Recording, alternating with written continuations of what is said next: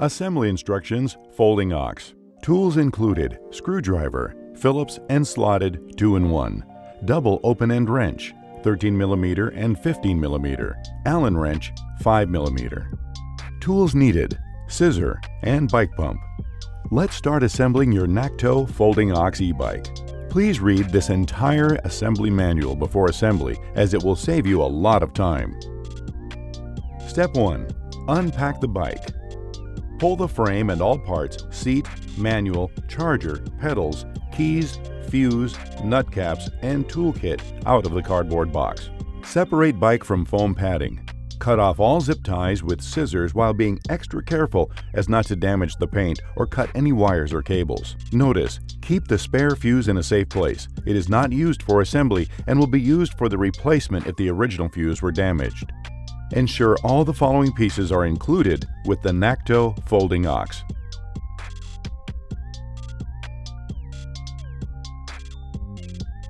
Now, stand the bike upright. Place some foam padding under the front fork if placed on the ground, or put it on a bike assembly repair stand if you have one. We want to keep your bike looking new. Step 2. Assemble the front wheel. Loosen axle nuts on the front wheel to make room for the front fork. Lift the front of the bike and lower the fork onto the wheel axle. Notice, the brake rotor should go into the brake caliper between the brake pads, and the axle should enter the fork dropouts fully. The front rotor orientation should be to the left of the fork. After inserting the front axle onto the fork, you will need to line up the axle lock washers. These are the metal washers with a bent tab on one side, with the hole at each fork. Notice, these two special fork lock washers keep the wheel from falling off if the axle nuts ever loosen up. Tighten the axle nuts by hand. Once the lock washers are in place, tighten both axle nuts with the supplied double open-end wrench. Notice, before doing the final tightening of the axle nuts, make sure the wheel is square and true with the forks. Push the black plastic nut caps onto the axle nuts. Step 3. Install the handlebar. Loosen the 4 bolts on the stem faceplate with supplied Allen wrench. Remove the stem faceplate and set aside. Place the handlebar on the stem correctly. Trace the front brake cable directly up from the front brake caliper to the left handlebar and ensure the cables and wires are not twisted. Notice the horn is on the left-hand side and the gear shift is on the right. Center the handlebar and tighten the bolts on the stem faceplate evenly. Perform a twist test. Brace the front wheel between your legs. Switch hands so the opposite hands are pushing and pulling with about 20 pounds of force to make sure the handlebar and front wheel are still properly aligned. Repeat the twist test, pulling and pushing with opposite hands. Step 4. Adjust the front brake system. Notice, the adjustment of the front brake system is not easy. The following steps are only a general guide to assist you in the adjustment of the front brake system.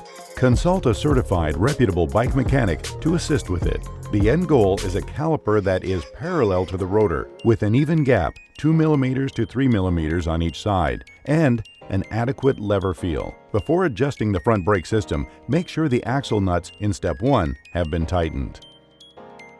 Alignment procedure of the front brake.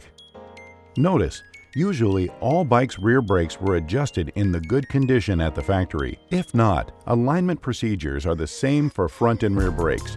The end goal here is to keep the 2mm to 3mm clearance on either side of the disc brake rotor so that the pads do not rub on the rotor when they are not applied. On the front disc brake caliper, there are 2 bolts mounting it to the fork. Loosen the mounting bolts until the caliper body is able to freely move side to side. Then squeeze the brake lever. This centers the caliper body over the rotor. While holding the lever, tighten the bolts. Release the brake lever, spin the wheel, and check for pad rub. If there is no rubbing, the pads are aligned. Secure the mounting bolts to full torque and your work is complete. If the pads are still rubbing, we need to do some fine-tuning. Loosen 1 bolt at a time and adjust until there is a gap on either side of the rotor. Once the pads are not rubbing, fully secure each mounting bolt and the process is complete. To achieve proper gap, It is sometimes necessary to move pads by pad adjusters. Calipers are equipped with pad adjusters that move the brake pads in or out from the rotor. Notice, turning the mounting bolt clockwise will move the pad closer to the rotor. Turning it counterclockwise will move it away from it.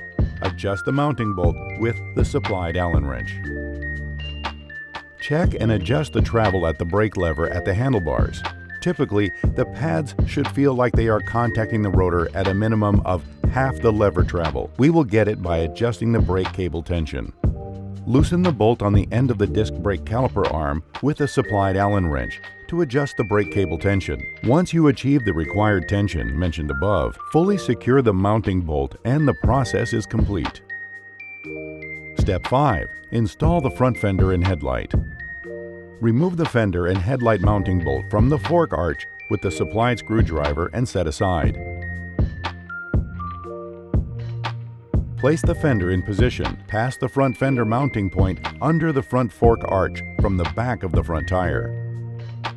Attach the headlight and fender to the fork arch. Pass the bolt through the headlight mount, the fender mounting point, and the fork arch mounting point. Thread the lock nut onto the bolt end and tighten with the supplied screwdriver. Notice, the fender bracket will go in between the arch bracket and the headlight bracket. Attach the fender mounting arms to the front fork. Ensure the fender is centered and tighten both the mounting bolts. Center the headlight and adjust the angle slightly downwards to illuminate the road ahead and not blind oncoming traffic. Use the supplied Phillips head screwdriver to loosen the headlight angle adjustment bolt. Tilt the head slightly to the optimal position and then tighten it in place securely. Step 6. Install the seat. Open the quick release lever by hinging it fully open. Insert the seat post into the seat tube. Adjust the seat post up or down to a comfortable height, while ensuring the seat post is inserted into the frame past the minimum insertion point. Close the quick release lever to secure the seat post and check that it cannot move. If needed, use the thumb nut to add tension to the clamp so there is some resistance when the lever is in line with the clamp bolt. Step 7. Install the pedals. Locate the pedal with an R stamped into the end of the pedal axle, which indicates it is the right pedal. The right pedal goes on the crank on the right side of the bike. The remaining pedal with an L stamped into the end of the axle is the left pedal. The left pedal goes on the crank on the left side of the bike. The right pedal is threaded to tighten by turning clockwise. The left pedals are reverse threaded and tightens counterclockwise. Carefully thread the pedal onto the crank by hand slowly. Further tighten with the supplied double open-end wrench. Do not cross-thread or damage the threads. Step 8. Inflate the tires. Check that the tire beads and tires are evenly seated around the rims. Use a pump with a Schrader valve and pressure gauge to inflate each tire to the recommended pressure indicated on the tire sidewall. Do not overinflate or underinflate tires. Step 9. Charge the battery. Operate the electrical system when the battery has been adequately charged and the battery is secured to the frame mount. Your NAKTO bike comes partially charged. We recommend you connect the charger input plug, 110-220 volt plug, to the power outlet for 3 to 4 hours. The charger light will go from red to green when it is fully charged.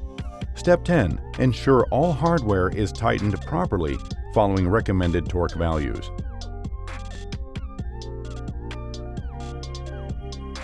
Step 11. Register the warranty card with us. Notice, keep proof of purchase in a safe place. Keep packing in box for at least 2 weeks from the date of purchase, as we do not provide a box for returns if needed. Have fun and be safe.